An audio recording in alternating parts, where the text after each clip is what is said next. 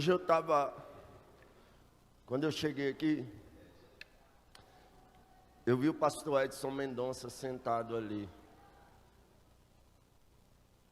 Eu não sei se ele ainda está aí. Eu lembrei, primeira vigília que eu fui na minha vida, ele era o pregador.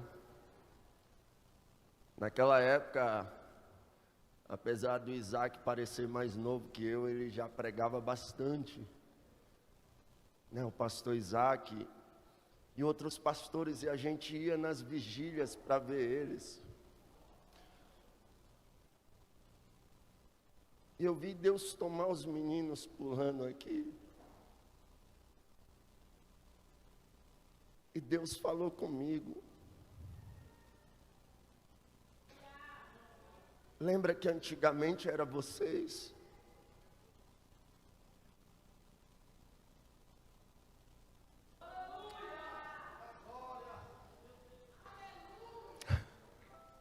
Hoje vem uma geração que acha que sabe de tudo. Acha que são intelectuais demais. E eles ficam julgando os meninos pulando. Fica julgando os crentes adorando, correndo, marchando.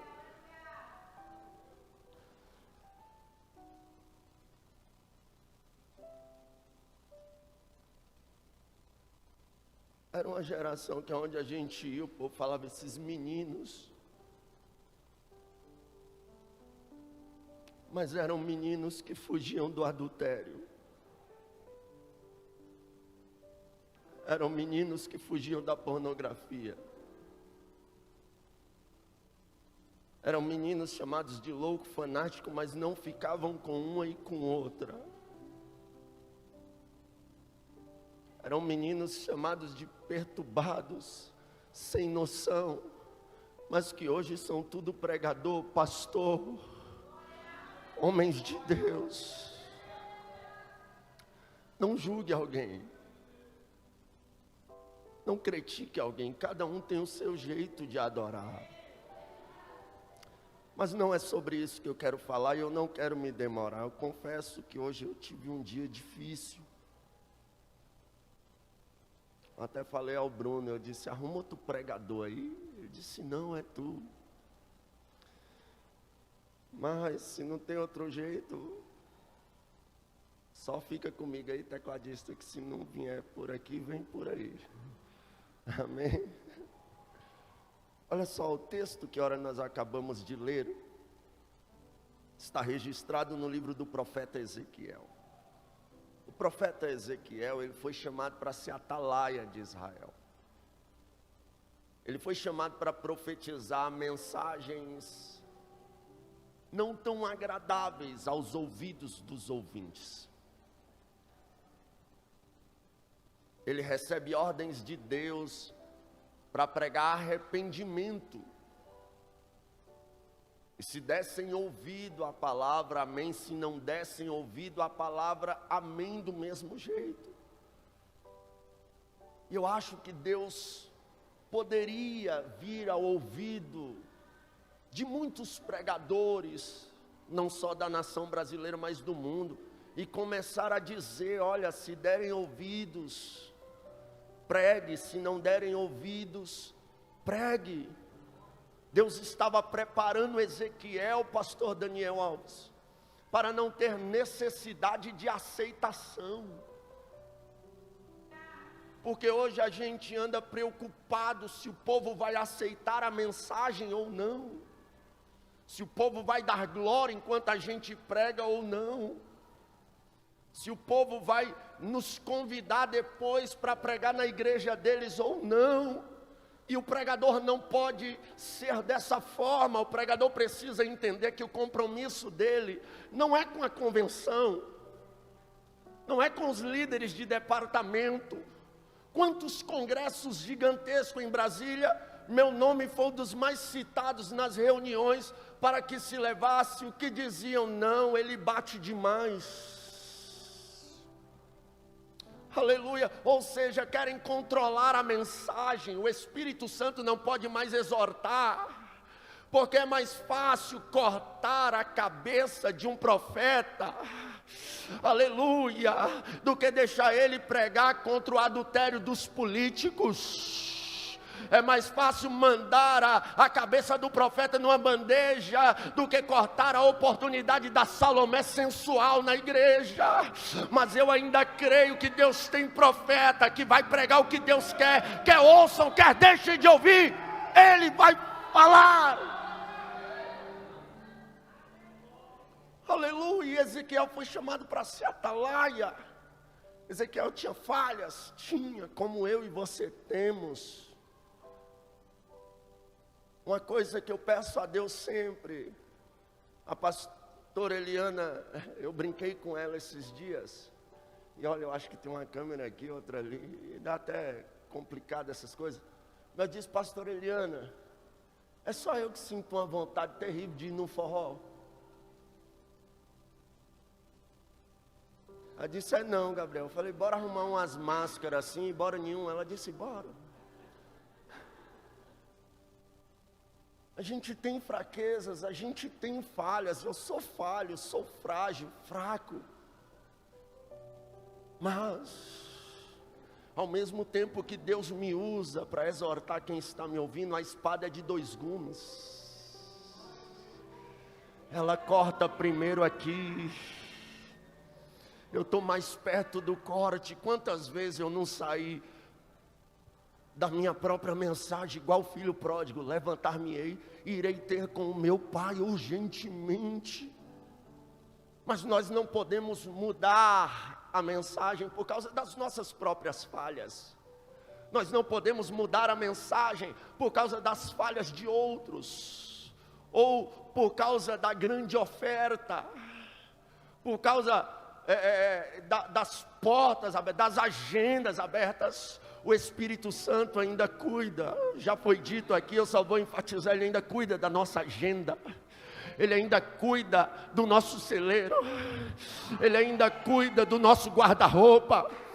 Oh glória, Davi disse, fui moço, hoje sou velho, eu nunca vi um justo passar fome, nem a sua descendência a mendigar o pão. Ezequiel foi chamado como atalaia, e olha que Ezequiel não duraria muito tempo nos nossos dias. Pense Ezequiel num culto, daqueles que está cheio por aí, dos profetas que revelam CPF, identidade, endereço de casa, nome, e tem gente que fica maravilhado, espantado. Eu conheço uma turma, eu não conheço, mas de vez em quando eles falam comigo, de vez em quando, quase sempre. Pense numa turma que revela CPF, identidade, endereço de casa, tudo. Quem é? O pessoal da Claro, da Oi, da TIM e dos bancos. Sabem o CPF de todo mundo, e os pilantras da fé pesquisam nesses aplicativos. Eles têm a gangue deles para ficar mandando mensagem, observando as placas de carro lá, aonde eles vão, são charlatões, cheios de falcatrua. Pense Ezequiel no capítulo 13, aleluia, chegando num culto deles, dizendo, assim diz o Senhor, a minha mão é contra vocês, que dizem assim diz o Senhor, quando eu, Senhor, não disse nada. Mas o grande problema, pastor Isaac, é que parece que o povo quer mais revelação do que Bíblia, do que palavra. Revelação não liberta, palavra sim. Revelação não edifica, palavra sim. Eu até... Deixe-me reformular, a revelação edifica, exorta e consola, se ela tiver base das Escrituras Sagradas. Caso contrário, deve ser rejeitada. A revelação sem base, só para dizer que é profeta, só para dizer que é vaso, nós não necessitamos disso. Eu creio que Deus usa profetas, nós vimos Deus usar profetas aqui hoje. Eu sou continuista, creio nos dons. Porque tem uma turma que não crê mais em língua estranha, não crê mais em profecia, não crê mais em nada, está morto, seco, aleluia, perdeu a fé. Mas eu ainda creio, porque o Jesus que me batizou, o Jesus que, aleluia, falou comigo quando eu ainda não era crente, Ele é o mesmo que tem falado comigo ainda hoje. Então Deus chama Ezequiel como um atalaia. Ezequiel também é conhecido como o profeta das visões, porque do início ao fim de seu livro, ele está tendo visões. Você conhece algum crente assim? Eu conheço. Tem crente que é igual a Ezequiel, toda hora ele está vendo alguma coisa. Estou vendo algo aqui, estou vendo algo aqui. Tinha um amigo meu que eu até duvidava dele, de tanto que ele via. Ele ficava, estou vendo um demônio tal, nas costas daquele cara ali. Vai lá e repreende o demônio tal. Falava, esse bicho está ficando doido. E de tanto ele falar, um dia eu estava assim na unção, sabe? Eu falei, eu vou tirar a prova, ver se esse cabra está vendo mesmo. Ele falou, tá vendo aquele cara ali andando assim, ó. Demônio tal, tá nas costas dele. Repreende o demônio tal. Eu cheguei lá e falei, demônio tal, cai por terra. O demônio caiu na hora. Eu falei, o cara estava vendo mesmo. Né? Tem crente que sempre está vendo alguma coisa. Ruim é crente que só vê prova, luta, treva, dificuldade, misericórdia. Que Deus dê visão de coisa ruim, mas que também tenha visão do céu. Visão das coisas santas. Aí o que acontece? Olha só. Ezequiel, ele é um profeta de visões. Ezequiel, ele... Nesse aqui, para a gente ganhar tempo, eu não quero me demorar. No capítulo 47, ele está tendo uma visão. Ele vê um homem que tem nas mãos um cordel de medir. E este homem está diante de um ribeiro, de muitas águas. E esse homem vai medir 1000 côvados para dentro das águas. E vai levar Ezequiel 1000 côvados adentro. Ao todo 500 metros, meio quilômetro aproximadamente. São 1000 côvados. Ele vai caminhar ali 500 metros para dentro. E a Bíblia Sagrada diz que as águas dão nos tornozelos de Ezequiel. Só que o interesse de Deus aquele dia era que Ezequiel fosse mais profundo. Aquele varão mede mais 1000 côvados. E agora as águas dão nos joelhos de Ezequiel. Só que não para por aí. Ele mede mais 1000 côvados. E as águas agora dão nos lombos. Só que a gente aprende. Eu sou suspeito de falar de água, né? Eu faço curso de saltos ornamentais. Por isso que eu fiz aquele vídeo chamada com total segurança. Um mortal de 10 metros, para mim, da altura dessa igreja aqui, é tranquilo na água. Estou acostumado a fazer isso no curso. Mas a gente aprende desde criança, desde pequeno. Quando a gente vai entrar num rio, aquele ditado, cuidado com água, água não tem cabelo. E de fato é verdade. Quando nós vamos entrando na água, enquanto a gente está sentindo os pés no chão, a gente tem segurança. Então o máximo que alguém que não sabe nadar entra, é aqui no pescoço. As águas aqui nos ombros. Daí para frente é problema. Daí para frente é perigoso. Então Ezequiel já está no limite máximo que alguém pode sentir os pés no chão. Só que esse varão mede mais 1000 côvados para dentro. E agora as águas são profundas. Para ele ir adiante, ele tem que ter coragem. Para entrar para dentro com quem está o levando. Porque agora não tem substância no chão. Agora ele não vai mais sentir os seus pés firmes. Agora as águas são fundas. Ele tem que nadar e confiar em quem está levando ele para o fundo.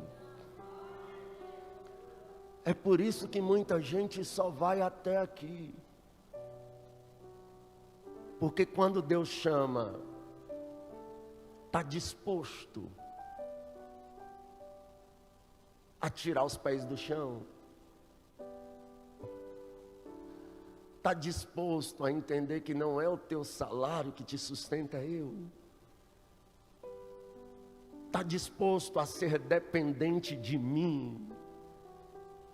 Está disposto a não confiar em carros e cavalos, mas fazer menção do meu nome. São poucas pessoas que têm essa coragem. Tem um primo do Bruno, que ele já pregava quando nós começamos a pregar. E ele viajava o Brasil todo. E um dia desses ele me convidou para pregar. Enquanto eu pregava, ele chorava que soluçava. Chorava. E eu sem entender nada. Quando eu terminei, ele chorando, ele falou: Gabriel, quando tu começou a pregar, eu já pregava. Só que quando o negócio apertou, eu não tive coragem de doar a minha vida para o ministério. Eu não acreditei que Jesus cuidaria de mim, me sustentaria. E eu abandonei a chamada.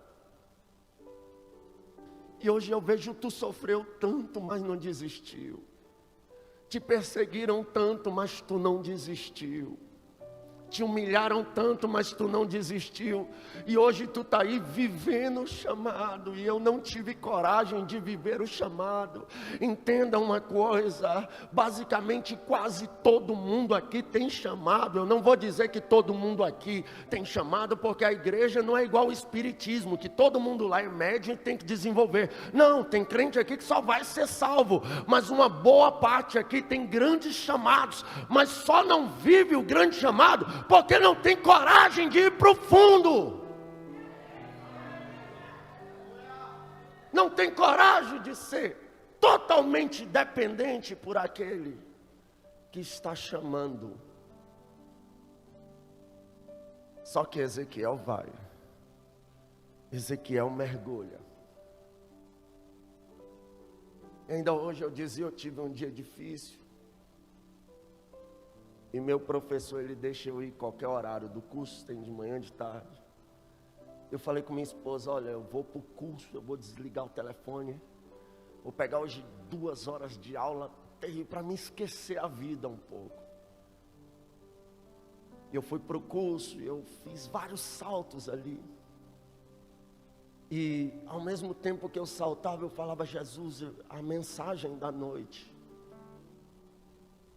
Até que eu fiz um salto que chama de 1,5. Você faz um mortal para frente e entra de cabeça de ponta. E eu desci lá no fundo da piscina. Quando eu desci lá, quanto mais eu descia, aquela pressão no ouvido. Aí eu subi dali e eu falei, nossa, Jesus me deu a mensagem. Para ir para o fundo. Tem que estar disposto a suportar a pressão.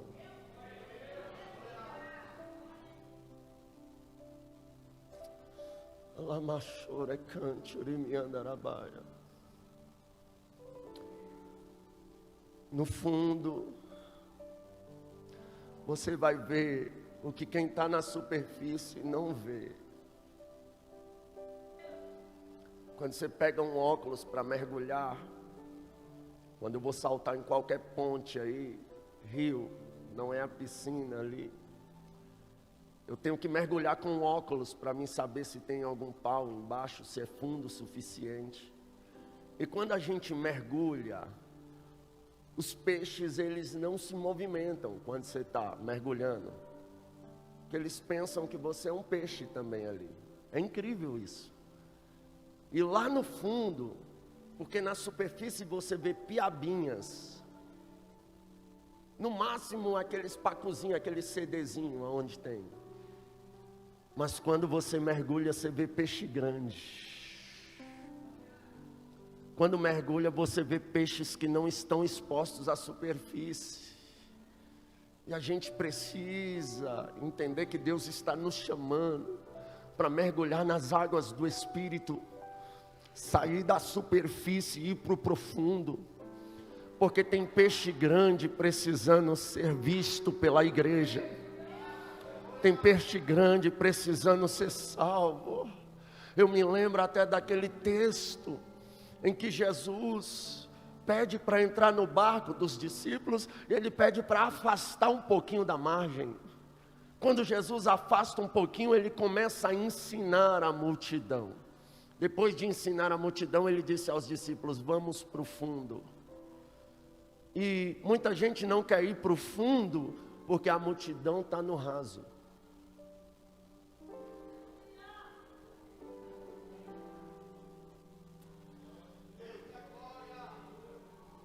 No raso a gente está sendo visto.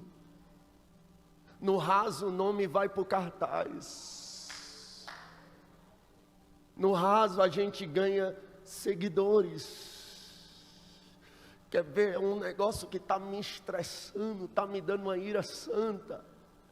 É que às vezes eu não posso ir em uma agenda e eu digo ao pastor: posso te indicar um pregador, homem de Deus? Ele diz assim lá do outro lado: tem vídeo dele aí? Ele é conhecido? Tem quantos seguidores? Estão medindo a aprovação ministerial pelas visões, pelo número de seguidores que tem. Aleluia! E nós não podemos fazer isso. O tipo de mensagem que eu prego, eu não sei nem como é que eu tenho seguidores. Aleluias, mas se um dia eu perder pela mensagem que eu prego, eu não abro mão, eu não faço questão. Os únicos 2 seguidores que eu não abro mão é os que estão no Salmo 23. Certamente que a bondade e a misericórdia me seguirão todos os dias da minha vida e habitarei na casa. O resto, mas estamos acostumados com um evangelho de autoexaltação humana, o evangelho de multidões, de holofotes.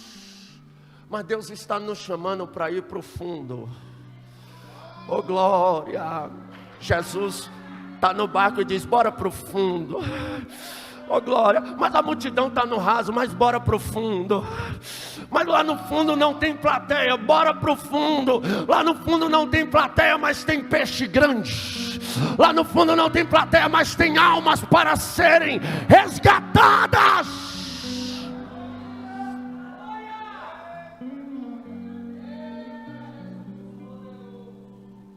Ezequiel vai para o fundo, porque ele é um profeta de respeito. Ele está disposto a viver aquilo que Deus tem para ele. Eu costumo dizer aqui, para a gente encerrar, que as águas nos tornozelos, pastor Júlio Lima, é quando a gente aceita Jesus, é quando a gente recebe a fé, quando a gente entende que Ele é nosso único e suficiente Salvador. E cada um tem uma história linda de convenção.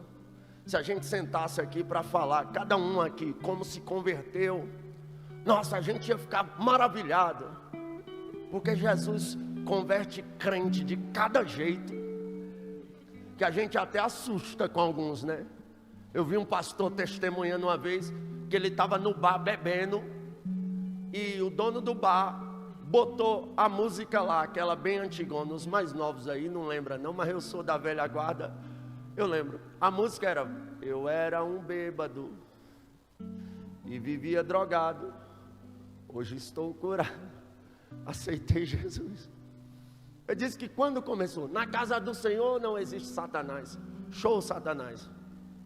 Eu disse que sobre o efeito do álcool ainda, ele pensou: se na casa do Senhor não existe Satanás, eu vou para lá. Foi para a igreja, aceitou Jesus e virou pastor.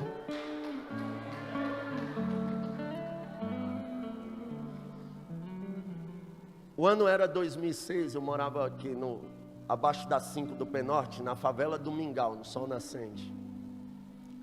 Eu estava totalmente perdido nas drogas. Eu fui morar ali na Rua 10. De frente à minha casa era uma boca de fumo. A Rua 10 era uma rua que a entrada dela, por um lado, era um bequinho e do outro lado era todo esburacado. Quase não entrava carro. Viatura só entrava lá quando o negócio ficava sério mesmo. Os meninos ficavam dando tiro lá, vendendo droga, era uma coisa terrível. A vizinha da minha frente tinha uma aparelhagem de som que ela estremecia a rua toda. E a gente achava aquilo tão legal. E perdido ali no meio deles, tinha um colega meu, que eu até fiquei sabendo o ano passado que mataram ele. Eu fiquei tão triste. O apelido dele era Zé Galinha. Nós colocamos esse apelido dele na época que saiu aquele filme Cidade de Deus. Acho que foi no ano 2000, se não me falha a memória. E a gente chamava ele ali de Zé Galinha. E o Zé Galinha começou a namorar com a irmã de uma moça crente, serva de Deus.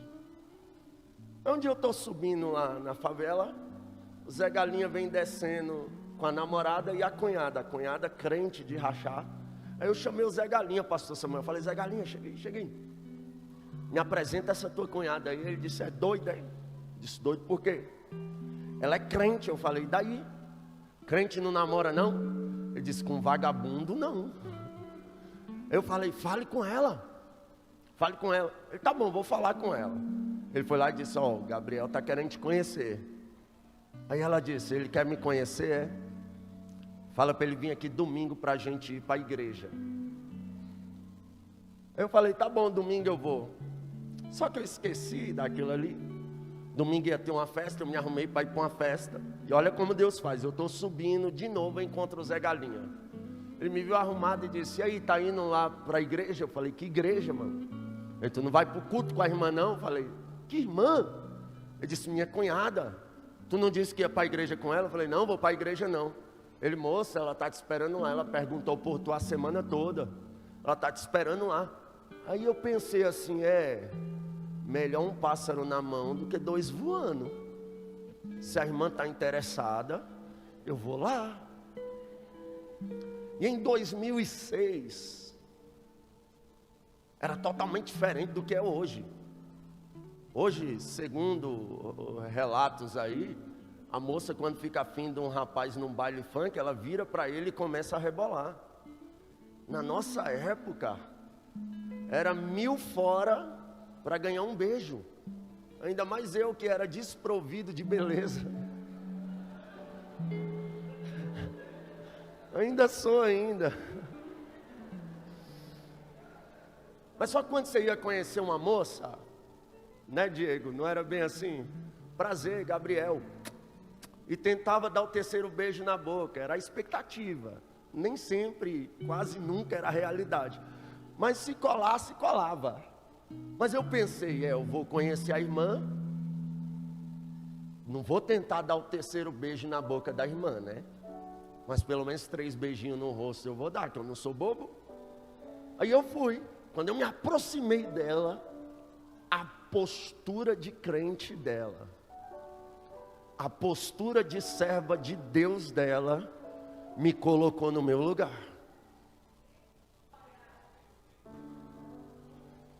Quando eu vi ela assim, eu de longe disse, oi.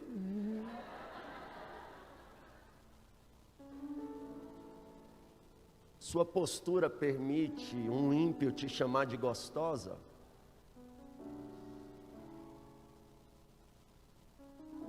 Sua postura te permite alguém mandar mensagens imorais para você? Ou sua postura coloca o ímpio no lugar dele?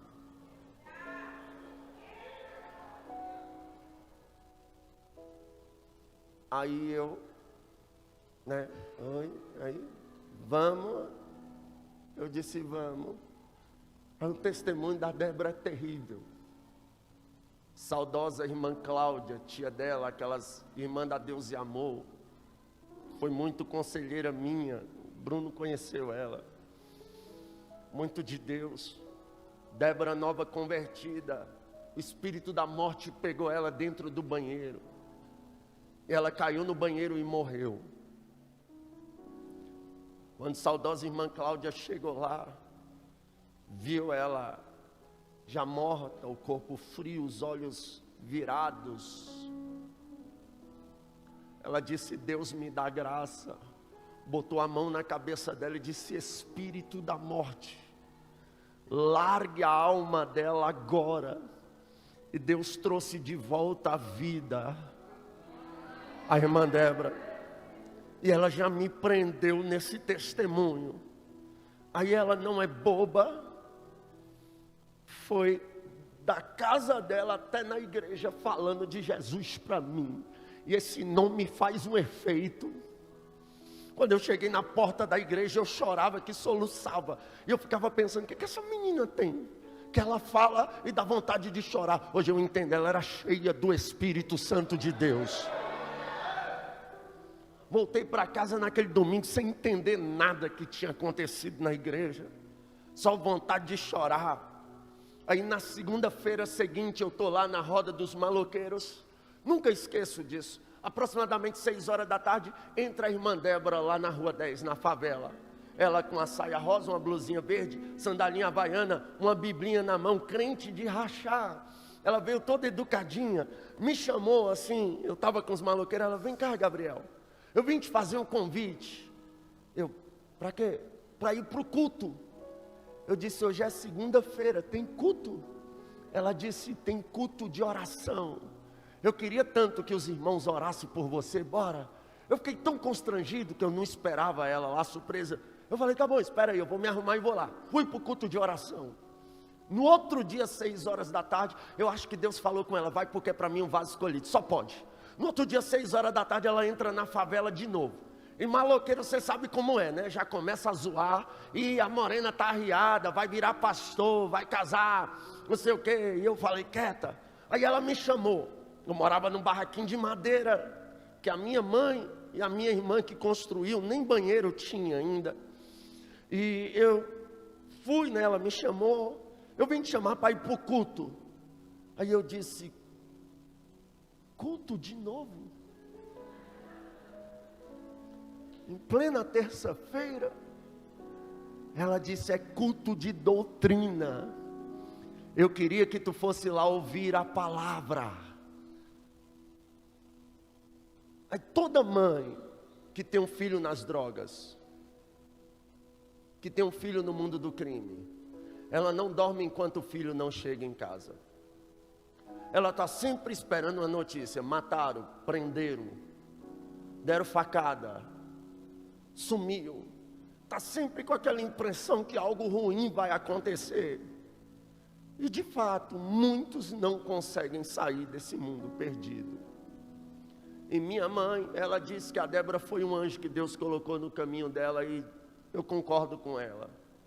Eu encostei no madeirite e disse assim: irmã Débora, hoje eu não vou não.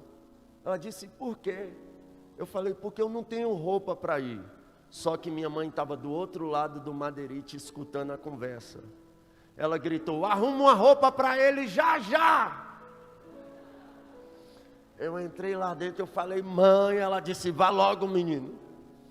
E eu fui, né? Terça-feira, culto de doutrina, ouvi a palavra.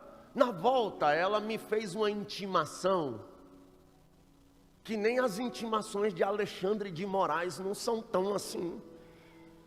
Ela falou: amanhã é culto de libertação.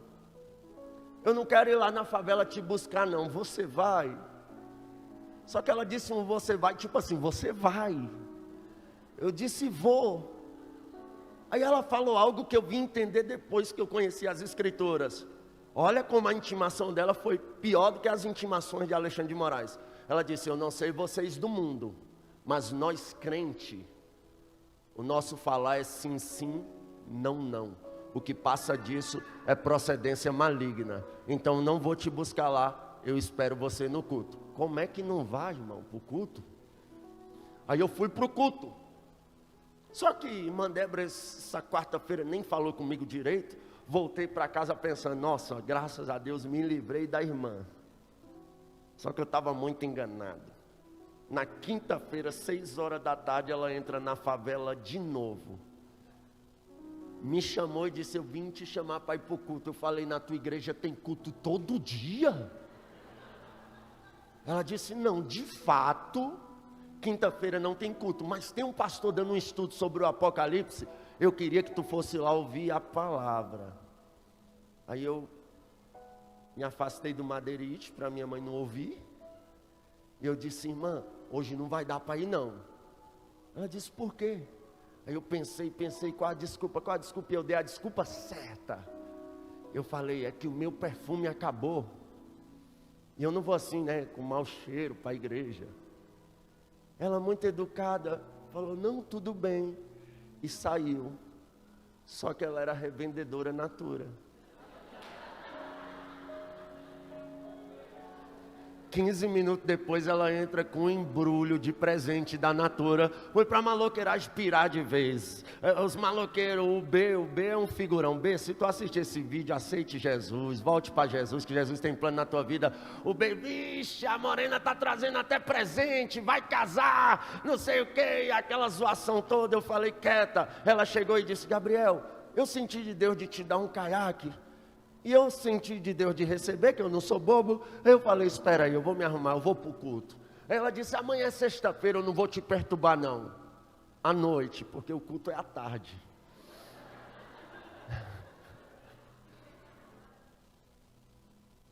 Você vai lá rapidinho, você está livre depois. E eu fui.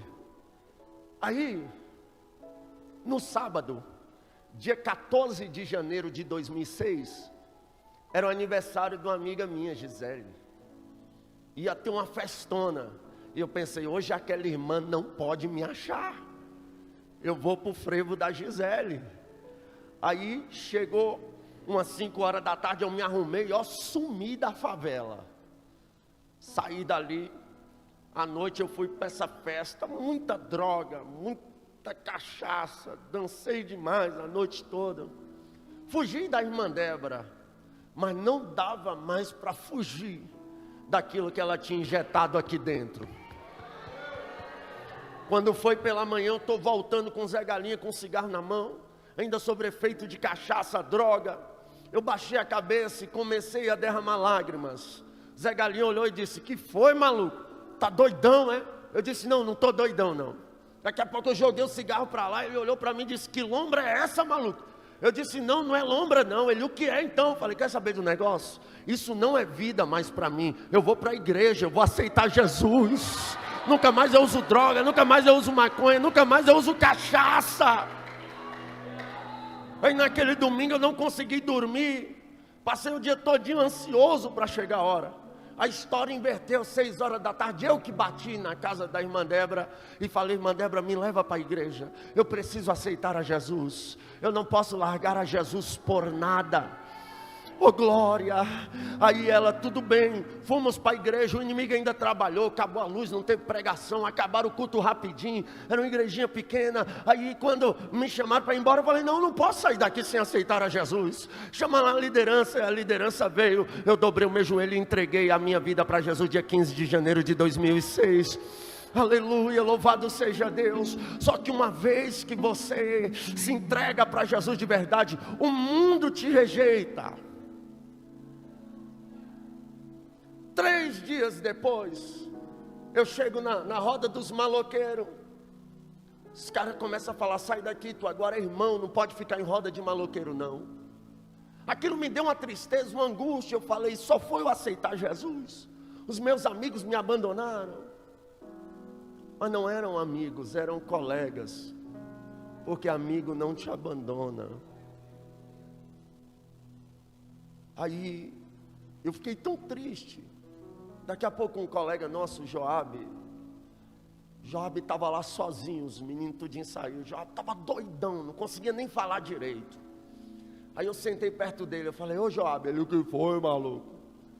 Eu falei, ô cara, eu vou sair da igreja. Ele, sai não, meu irmão. Eu falei, vou sair. Ele, por quê, meu irmão?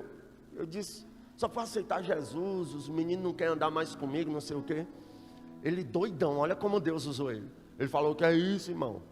Não sai da bênção não, tu já está na bênção. Você acha que isso aqui é vida para alguém? Eu não quero ficar nessa vida aqui não, tu já está na bênção, não sai não. Aí eu pensei, é mesmo, né? Teve culto à noite, eu fui. Cheguei lá, uma cantora de fora na igreja.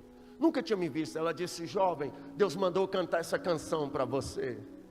Aí ela começou a cantar uma música da Lauriette. O teu sorriso mostra o teu sofrimento. São tantos problemas, você quer parar. A tua esperança a cada dia quer chegar ao fim.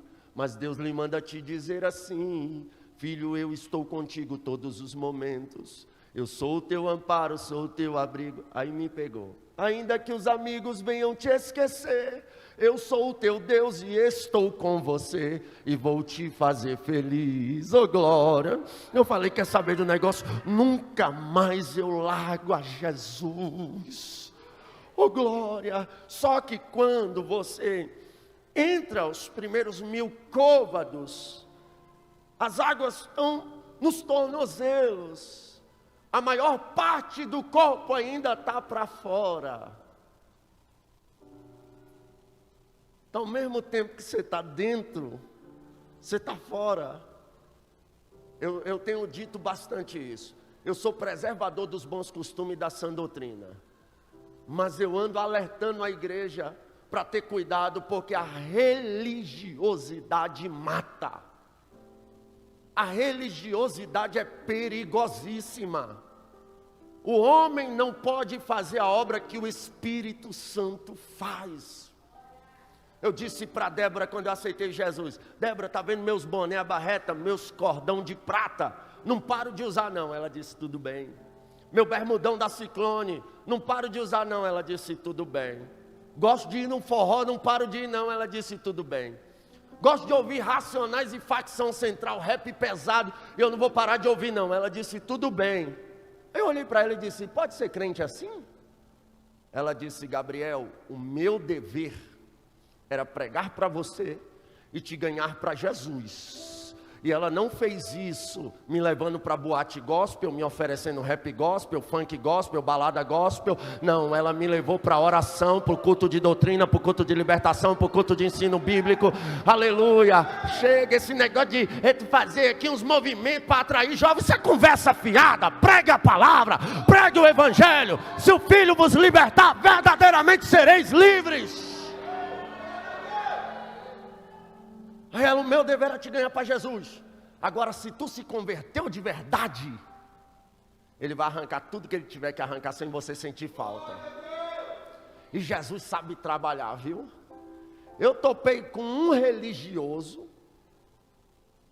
e com uma pessoa que não era crente e foi usada por Deus. Nesse período de novo convertido. Religioso, eu tinha só uma calça que eu lavava e ia para o culto. Pastor Daniel. Chegava, eu lavava a calça, vestia as bermudas. Aí eu estou na rua, o religiosão, crente, que eu não sei nem o que ele estava fazendo na terra ainda, de tão santo que era. Olhou para mim e disse, irmão, crente não pode andar de bermuda no meio da rua não, está escandalizando. Eu olhei para ele e disse assim, ô irmão, é porque eu só tenho uma calça. Ele foi lá na casa dele e pegou 2 calças e me deu. Ele pegou uma grana e me deu para mim comprar uma calça. Porque o religioso é assim, ele te critica, mas não te ajuda. Aí eu falei, ô irmão, só tem uma calça. Ele, pois é, mas mesmo assim está escandalizando. E saiu. Aí eu estou lá em casa, eu botei o Racionaisão lá, pastor Júlio Lima. Estou ouvindo lá um Racionais, a vizinha da frente, que tinha um aparelhagem de som, que eu falei que atribulava a rua todinha. Ela bateu lá, pá, pá, pá, pá. Eu saí, ela olhou para mim e disse, ô Gabriel, tu não é irmão agora? Eu disse, sou. Irmão não pode ouvir Racionais não, rapaz. Eu olhei assim e pensei, cuidar de tua vida, rapaz. Só que Deus usou ela. Ela disse bem assim, espera aí, eu tenho um CD de crente ali, eu vou te dar. Eu peguei aquele CD, tirei o Racionais e botei. Eu acho que ninguém conhece não.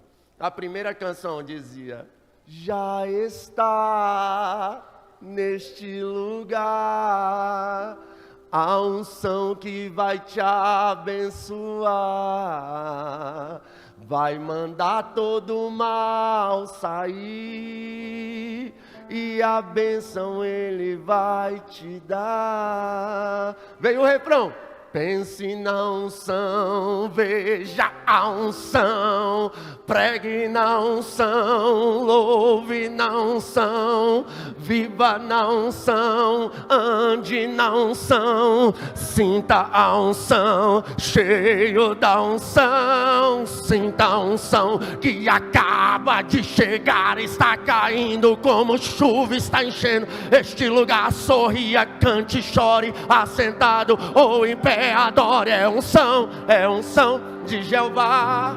Aí foi para a segunda música, eu gostei já da primeira. Aí a segunda, irmão, lute para vencer, vista a armadura de poder. E fui para as baias, a bala vai sacudir, o tremendo vai agir. Daqui a pouco já na alva luz do dia raiar, lá estava a cena. Aí eu entendi que eu nasci para ser pentecostal, quando chegou lá naquela 500 graus de puro fogo santo e poder. Aí pronto, eu gostei. Aí depois eu conheci primeiro Cassiane, aí veio Rose Nascimento, já lançou-se sobre a terra e adorou. Daqui a pouco Elane de Jesus, sinta agora o terremoto que Deus vai mandar nesse lugar. Aleluia. Daqui a pouco eu fui conhecendo Shirley Carvalhais, Mara Lima. Eu falei, o que é Racionais e Facção Central perto de Lauriette, Cassiane, Mara Lima. Aleluia. Antônio Cirilo, então, com poderoso Deus. Aleluia. Então entenda, foi assim minha convenção. Só que quando a gente se converte, a gente ainda está basicamente com o corpo para fora. As águas estão nos artelhos, nos tornozelos. Aí Jesus nos chama mais para dentro. Por quê? Porque as águas precisam dar nos joelhos. Não basta ser crente, tem que aprender a orar.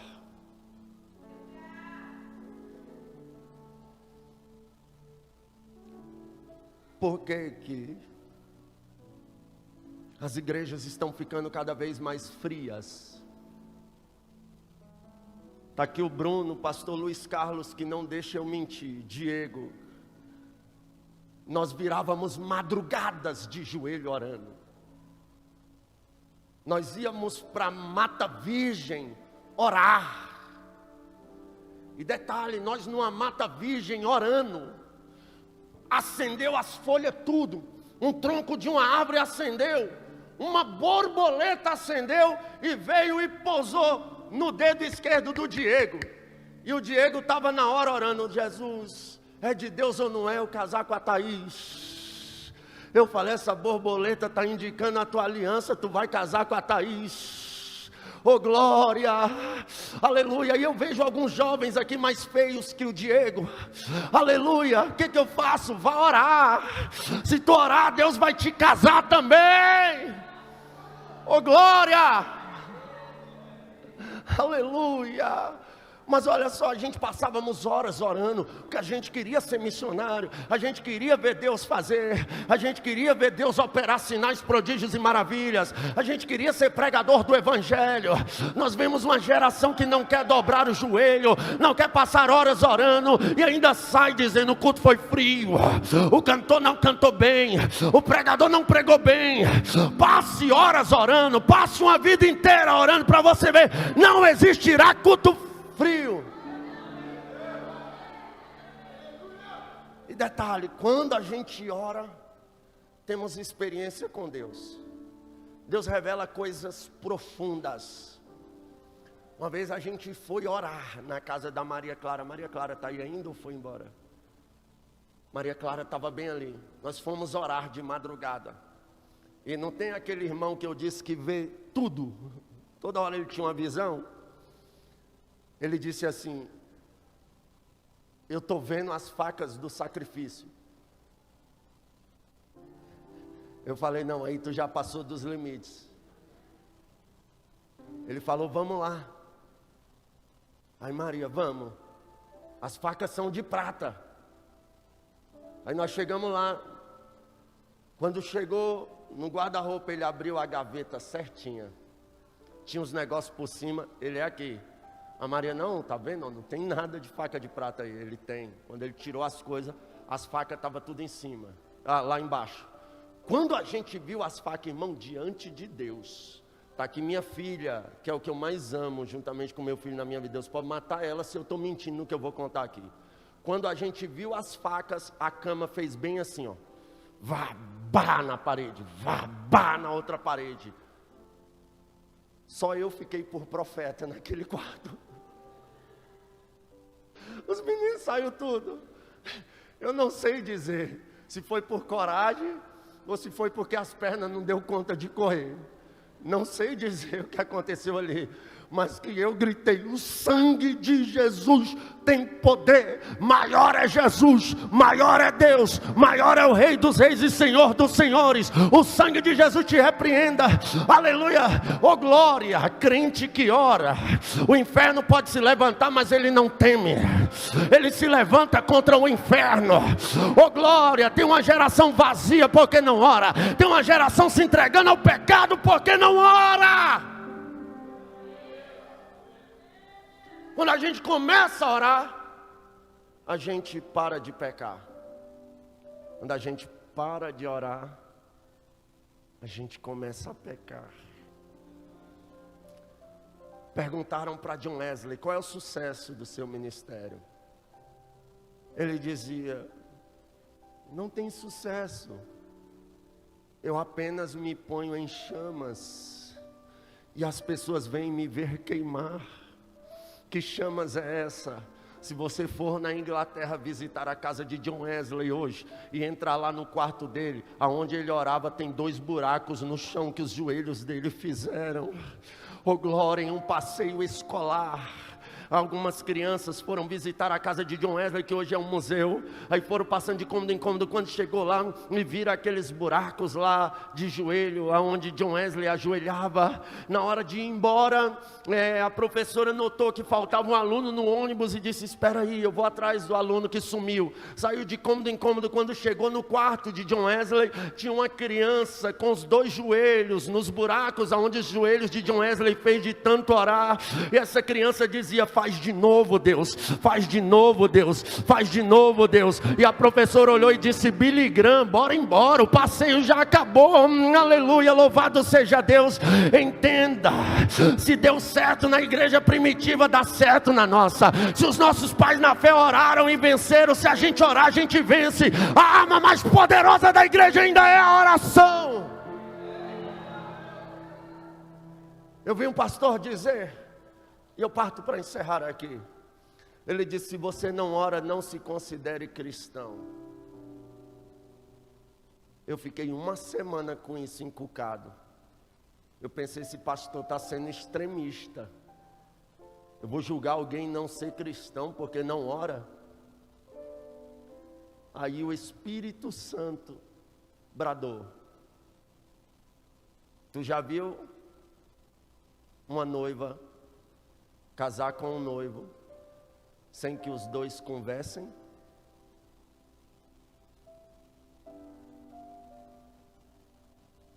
Ore, ore, ore. Quando tu pensar que está orando muito, pense: eu não estou orando nada, e ore mais. Ore sem cessar. Acorde e ore, antes de dormir ore, passe o dia orando, trabalhe orando. Não precisa andar de joelho, mas aonde estiver, fale com Deus. Mas não para por aí. As águas dão nos joelhos, mas ele mede mais 1000 côvados, e agora as águas dão nos lombos. E águas nos lombos trata de revestimento de poder. Batismo no Espírito Santo. Oh glória. Eu fico pensando, será que os novos convertidos hoje estão aceitando Jesus de verdade? Porque o novo convertido aceitava Jesus, ele ficava tão fanático pela fé, que era normal os parentes dizer para ele assim: cuidado, viu? Fulano leu tanto a Bíblia que ficou doido. Fulano orou tanto que ficou maluco. Todo culto ele estava, queria pregar para todo mundo, mundo que via pregava.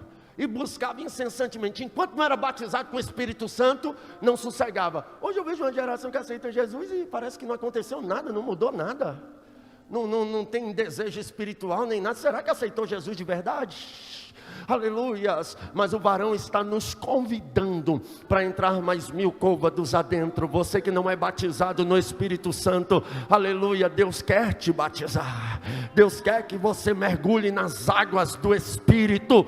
Agora não para por aí. Jesus me batizou com 3 meses de crente, aleluia. Jesus me batizou com o Espírito Santo, Ele pode te batizar também. Com 5 meses preguei a primeira vez e estou pregando até hoje. Mas não é só isso. Deus não quer só que tu aceite a Jesus. Aprenda a orar e seja batizado com o Espírito Santo. Deus quer que tu mergulhe. Deus quer que tu entre mais. Deus quer que nós sejamos totalmente dependentes dEle. Aleluia. Porque como eu disse lá no fundo, tem pressão? Tem. Mas também a gente vê coisas que não estão expostas na superfície. Se você estiver disposto, Jesus diz: quem crê em mim, salvar-se-á. Eu sou a porta, né? Quem crê em mim, salvar-se-á. Entrará e sairá, comerá e achará pastagens. Tem gente pensando, quando Jesus voltar, eu vou entrar no reino de Deus. Outros, quando eu morrer, eu vou entrar no reino de Deus. Não, aleluia. Você pode entrar no reino de Deus hoje. Você pode contemplar o céu pelo lado de dentro hoje. Você pode ter experiências sobrenaturais com Deus ainda hoje. Oh glória, eu tive experiência. Hoje é difícil contar, porque é uma geração tão carnal, que a gente conta, a pessoa faz é pecar, nos chamando de mentiroso. Mas um dia, após 2h30 de joelho, eu flutuei dentro do meu quarto, aleluia. A Bíblia diz que a gente não pode dar testemunho de nós mesmos. Esse meu irmão aqui não era crente ainda, estava na balada, e eu estava em casa de joelho orando. Ele chegou, eu aprendi uma coisa com o Bruno me disse, quando eu era novo convertido: Gabriel, eu gosto de orar no escuro, porque qualquer clarão é Deus. E eu peguei isso para mim. Aí eu orava no escuro, né, com a cara no pó de joelho. E eu estava orando. Meu irmão chegou e percebeu que eu estava orando. Aí ele abriu a porta devagarzinho para não me atrapalhar. Eu não vi ele abrindo, mas quando ele fechou, fez um barulhinho, clac. Aí eu olhei. Na hora que eu olhei, ele disse: Gabriel, o que está acontecendo contigo? Eu falei: nada, o que foi? Ele disse: seu rosto está brilhando igual uma lâmpada fluorescente. Eu falei: me dá um abraço aqui que tu vai saber o que está acontecendo comigo. Ele me abraçou e nós sentimos a presença de Deus ali. Entenda, aleluia, fica no raso quem quer. Deus não tem raso para nós, Deus tem profundidade. Está na hora de a gente sair. Alamando quebra a séria, ela é bacante. É porque a gente está com medo de ir para onde a gente não sente os pés. A gente quer ter estrutura. Se eu estou sentindo o pé aqui, né, eu consigo explicar. Não, eu estou aqui, ó, porque eu estou com os pés no chão. Mas quem quer viver o inexplicável tem que ser capaz de deixar, aleluia. Quem é intelectual demais e não abre mão da intelectualidade nunca vai viver coisas profundas. Paulo foi o melhor aluno do Dr. Gamaliel, né? Quando ele começou a pregar, a primeira mensagem dele, ele foi perseguido, teve que fugir, ficou dentro de um cesto, desceram ele pelos muros de Jerusalém, ficou 14 anos escondido, né? 14 anos sem ninguém ver ele. Mas quando ele volta, ele vem dizendo: eu conheço um homem que há 14 anos, se no corpo, não sei, se fora do corpo, não sei, foi arrebatado até o 3º céu, e ele viu coisas lá, que não é nem lícito contar, de tão sobrenaturais que são. Louvado seja o nome do Senhor dos Exércitos. Ele ficou esse período todinho aprendendo com Deus. Quando ele vem pregar agora, se ele vem pregar o que ele aprendeu com o Dr. Gamaliel, talvez a mensagem dele seria chata, tipo tipo assim: o que eu aprendi com o doutor Gamaliel, isso eu quero pregar nessa noite. Mas depois de 14 anos aprendendo com Jesus, ele vem e diz: o que eu recebi do Senhor, também vos ensinei. Oh, glória! Aí ele vai descrever uma das cartas: quando eu for ter com vocês, eu não vou igual esses abobalhados que faz uma aula de teologia, aleluia, que põe um anelzão no dedo, que aprende a falar bonitinho na internet e quer vir para cá dar show de teologia, falar bonito, mostrar oratória perfeita, exegese perfeita. Não, quando eu for ter convosco, eu não vou com palavras de sabedoria humana, mas eu vou com poder, eu vou com graça, eu vou com unção.